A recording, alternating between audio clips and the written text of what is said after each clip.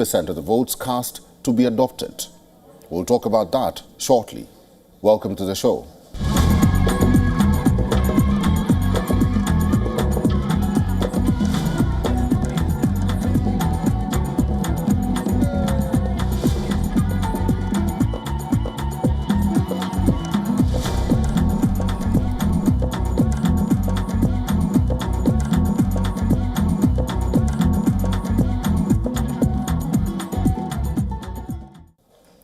Sudanese women from Jazeera State have committed mass suicide in an act of desperation to avoid being raped by the paramilitary Rapid Support Forces.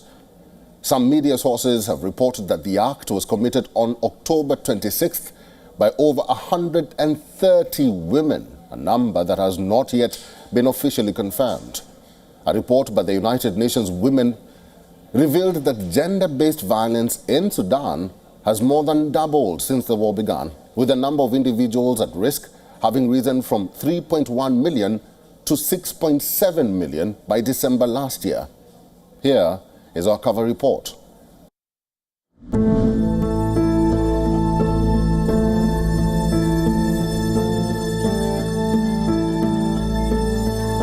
Crossing into Chad, 27-year-old Fatima, not her real name, thought she'd left the horrors of Sudan's war behind. The bodies she ran over while fleeing, the screams of girls being raped, the disappearance of her husband when the gunmen attacked.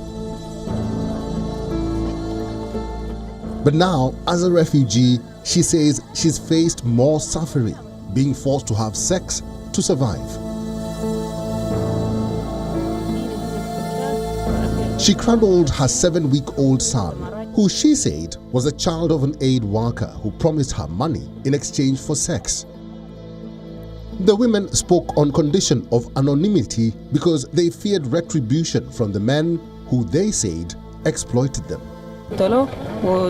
We came to Chad and the food they gave us was not enough, so I slept with the man and I gave birth to his child. I had 4 children from marriage. This is the 5th child. I had to because they don't give us enough to eat. Rights groups and activists say several women have taken their lives in Sudan's central Jazeera state after being raped by the paramilitary. The reports come after the paramilitary Rapid Support Forces was accused by the United Nations of atrocious crimes including mass killings in the state. With RSF fighters continuing to advance, one rights group says it is in contact with 6 women who are contemplating taking their own lives as they fear being sexually assaulted. But the RSF has dismissed a recent United Nations report blaming a rise in sexual violence on its combatants, telling news sources that the accusations were not based on evidence.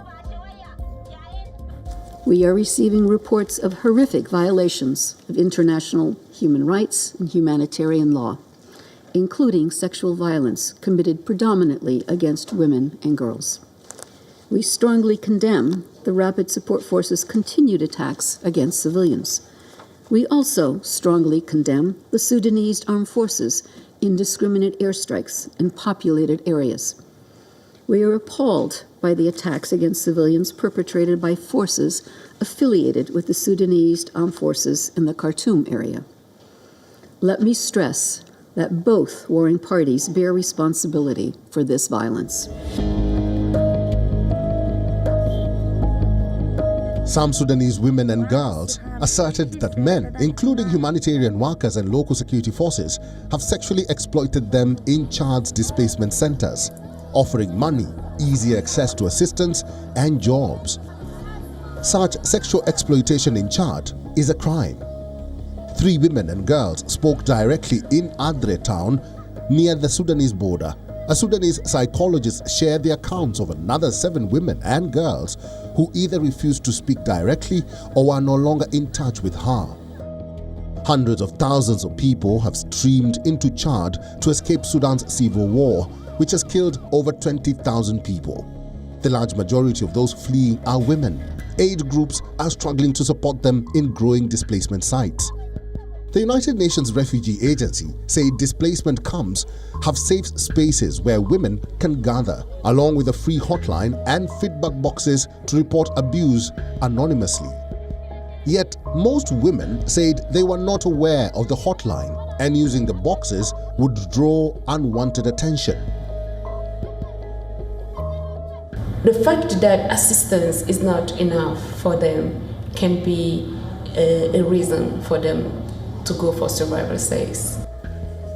An 80-page United Nations report said that since the conflict began, at least 400 survivors of conflict-related sexual violence have been documented up to July this year, with the actual figure suspected to be much higher. Victims it documented have ranged from between 8 and 75 years, with many of them needing medical treatment. But most hospitals and clinics have been destroyed in the fighting. Africa Bureau, WION, World is One. In South Africa, an overwhelming majority of Gabonese voted for a new constitution in a move that marks a new phase for the country following last year's coup. Provisional results showed 92% of voters backed the new constitution, and that's according to the country's electoral body. The outcome sets the stage for a transition to civilian rule, although critics say it is designed to allow coup leader Brice Oligui Nguema to remain in power. Nguema is yet to openly say whether he will run in the election. Here's a report on why this referendum was so important for Gabon.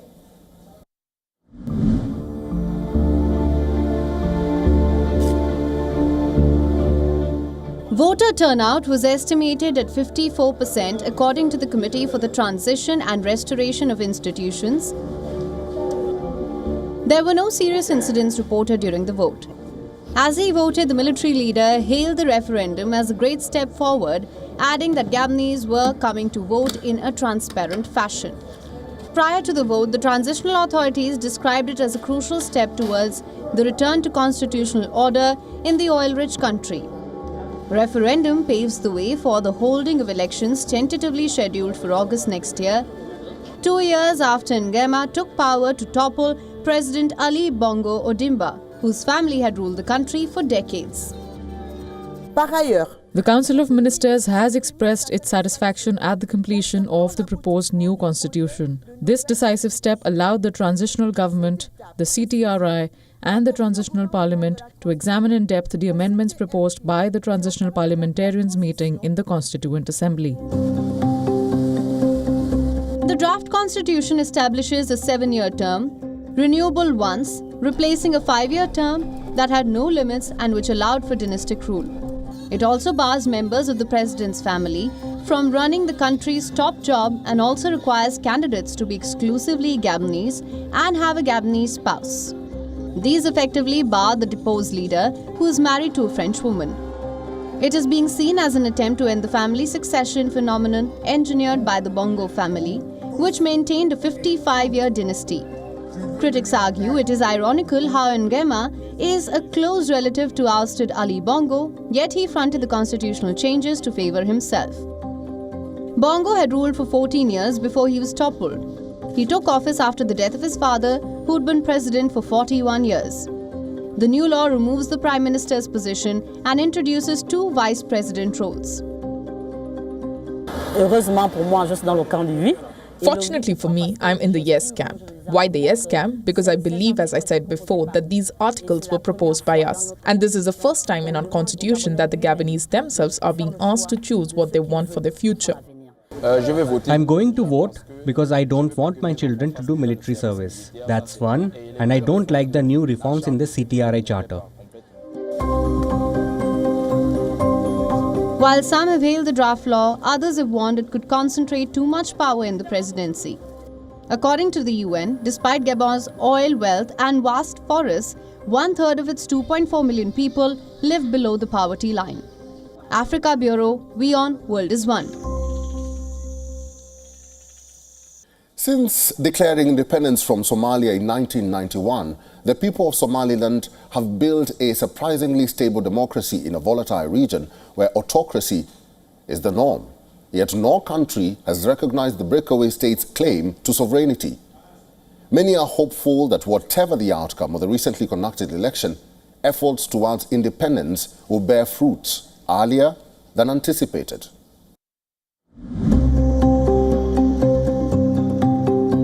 Geopolitical developments in the past year and Donald Trump's victories have raised the hopes of Somalilanders that this may soon change.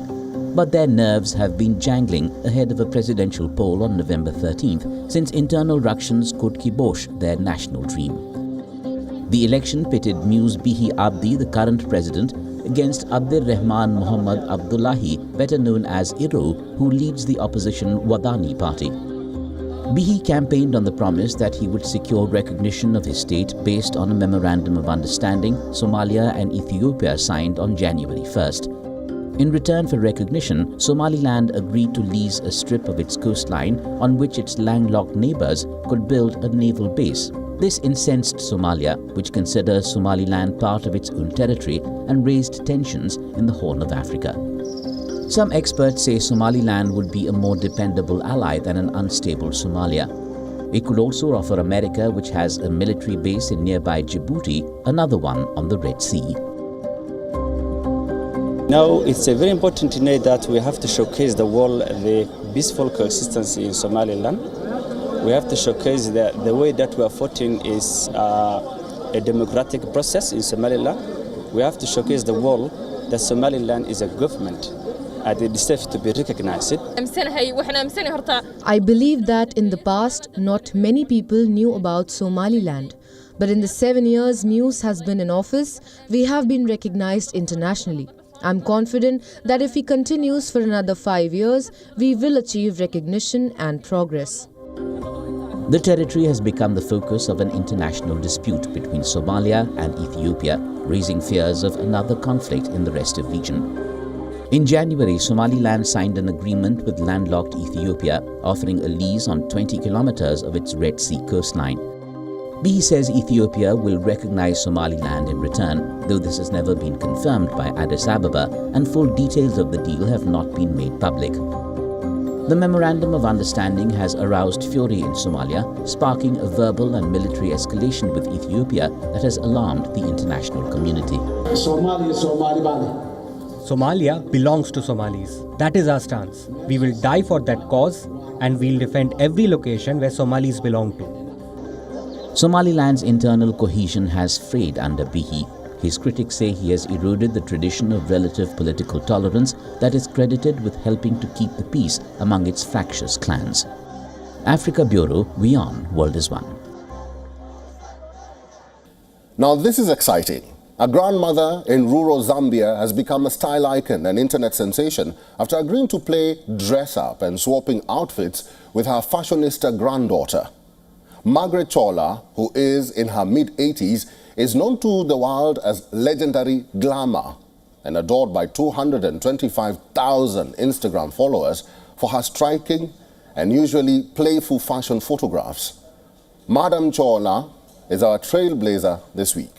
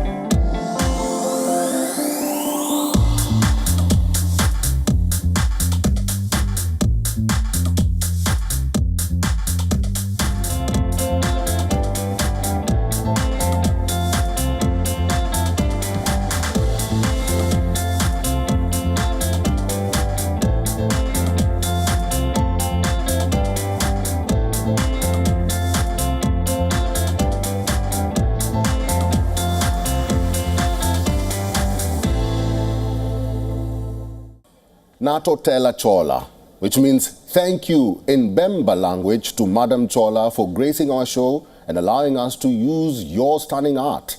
Get in touch with us on all our social media platforms and tell us what you think about the show there. I'm Eric Njoka. Thank you all for watching this week. To all our Zambian viewers, Shalenipo, which means goodbye.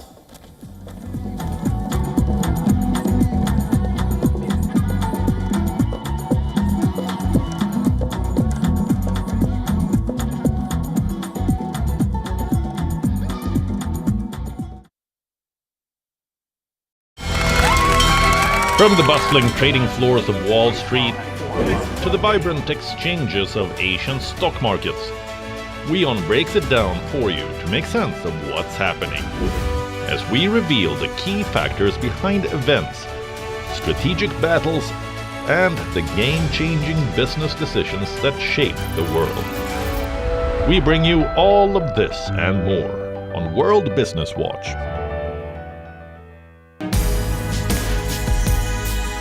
WION brings you a special business talk show where we bring forth the stories of business leaders. From breakthrough technologies to visionary leadership, we will unlock the trends, the tactics, and dive into the minds of the industry's most influential leaders. WION brings you this special series to uncover what drives them in a candid talk show, WION Business Masters.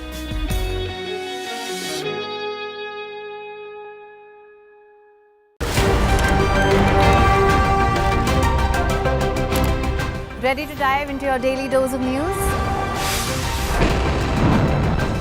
Bringing you what's trending in the West and all that's setting trends in the East. And all of this served up with a side of insightful banter. We don't just bring you the latest stories. We bring you your talking points for the day. And while you do that, from the busy streets of New York, I will provide you with deeper insights on the developments through the course of the day in the U.S. And I will be here at the WION headquarters, getting you all the action from the universe of sport. All that you need to know about your favorite teams and players, right here. The show that keeps you ahead of the global curve. A conversation you'd want to be a part of. A place where news becomes an engaging exchange. We bring you stories that impact your present. This is World DNA. Join the conversation.